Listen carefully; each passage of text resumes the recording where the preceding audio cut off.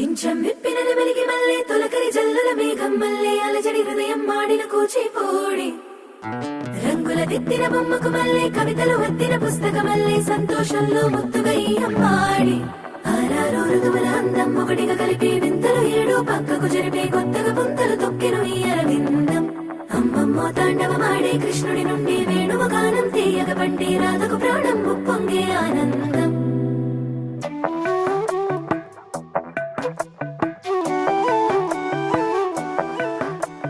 మధురము కదా ప్రతొక నడక నీతో కలిసేలా తరగని కథ మనదే కనుక మనసు మురిసినిలా ఉసురే